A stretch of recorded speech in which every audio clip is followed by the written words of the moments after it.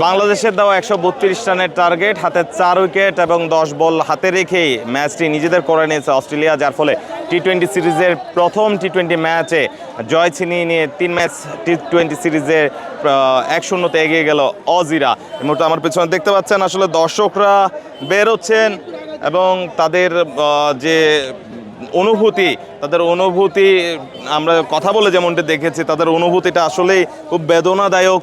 তারা খুবই আশা নিয়ে এসেছিলেন একটা ঐতিহাসিক ম্যাচ তারা উপভোগ করতে পারবেন এবং বাংলাদেশ টি-20তে নতুন করে যে টি-20-র প্রথম ম্যাচ, সেই ম্যাচটিতে জয় ছিনিয়ে এনে পরবর্তীতে তারা সিরিজ জয়ের বিষয়ে কিন্তু তারা এগিয়ে যাবে। বাংলাদেশের ম্যাচ দেখলেন, কেমন লাগলো? খারাপ লাগলো, কোন কোন জায়গায় ভালো লাগছে, ম্যাচটা হেরে গেছে, খারাপ লাগছে না? যেমনটি শুনছিলেন আসলে যেমনটি শুনছিলেন টি-20 সিরিজের এই প্রথম ম্যাচটি ঘিরে তাদের যে আগ্রহ ছিল, দর্শকদের উপস্থিতি, আমরা ব্যাপক উপস্থিতি আমরা দেখতে পেয়েছিলাম। আমরা একটু একজন দর্শকের সাথে সংযুক্ত হবো, জানার চেষ্টা করবো আসলে কতটুকু খারাপ লাগে কাজ করছে দলের ভাবে। আসলে যেটা আশা করছি ওইটা আমরা মূলত পাই নাই। প্রথম দিকে বেশি উইকেট পড়ে যাওয়ার কারণে আমরা মেইন টার্গেটে যেতে পারি নাই, ওটাই আমাদের আফসোস। শেষের দিকে বোলিং ফিল্ডিং কেমন ছিল? আশা করি ভালো ছিল, বাট যতটা আশা করছি ততটা পাই নাই আমরা। আসলে লড়াকু পুঁজি আসলে ছিল না বাংলাদেশ দলের স্কোর বোর্ডে, যার ফলশ্রুতিতে বাংলাদেশ দল কিন্তু ম্যাচটি হেরে যায়। এবং আমরা একজন দর্শকের সাথে একটু সংযুক্ত হব। বাংলাদেশের পারফরমেন্সে কেমন লাগলো? আসলে সত্যি বলতে খুবই হতাশ, খুবই আশা নিয়ে আসছিলাম। যদিও অস্ট্রেলিয়া বিগ টিম, ওইটা জানি, ডেভিডদের মতো, কনওয়েল মতো ভালো প্লেয়ার আছে, তবুও আশা নিয়ে আসছিলাম বাংলাদেশ ভালো করবে। আর দুঃখজনকভাবে লিটন দাসও আজকে ইনজুর্ড হয়ে গেছে, তো ওইটার জন্য খুবই হতাশ। যেমনটি শুনছিলেন, লিটন কুমার দাস ইনজুরির কারণে স্কোয়াডে ছিলেন না আজকে। তার বদলে অধিনায়কত্বের দায়িত্ব পালন করেছেন টি-20-র ভারপ্রাপ্ত অধিনায়ক তাহিদ হৃদয়।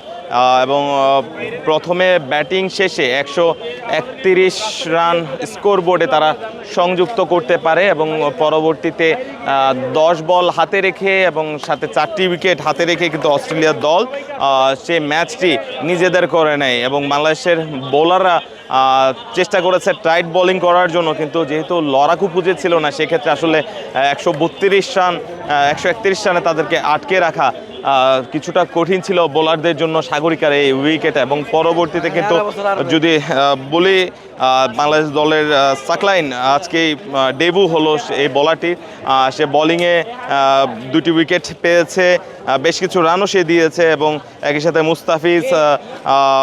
মুস্তাফিজ, শরীফুলরা, শেখ মেহেদিরা, রিশাদ হোসেন, তারা কিন্তু বেশ কয়েকটি উইকেট পেয়েছে এবং এর ফলশ্রুতিতে কিন্তু ম্যাচটি নিজেদের করে নেওয়ার চেষ্টা ছিল টাইগারদের। তবে শেষ পর্যন্ত আসলে অজিদের যে ব্যাটিং গভীরতা, সেটিতে আর বাংলাদেশ দল কিন্তু 131 রানে তাদেরকে আটকে রাখতে পারেনি। একটু সংযুক্ত হব দর্শকের সাথে। প্রিপারেশন ছিল বাংলাদেশের জয় উপভোগ করার জন্য, উচ্ছ্বাস করার জন্য, কিন্তু দলটা হেরে গেল। অনুভূতি কি দর্শক হিসেবে বলবেন? আসলে আরও ভালো কিছু চাইছিলাম আমরা দর্শকরা, বাট এত ভালো করে বাংলাদেশ আরও চাইলে আর ভালোভাবে খেলতে পারতো, বাট বাংলাদেশ ওভাবে রিপ্রেজেন্ট করতে পারেনি। বাট যতটুকু রান করছে অতটুকু আলহামদুলিল্লাহ, যতটুকু পারফরমেন্স করছে অতটুকুই আলহামদুলিল্লাহ, যা করছে ভালো। ধন্যবাদ।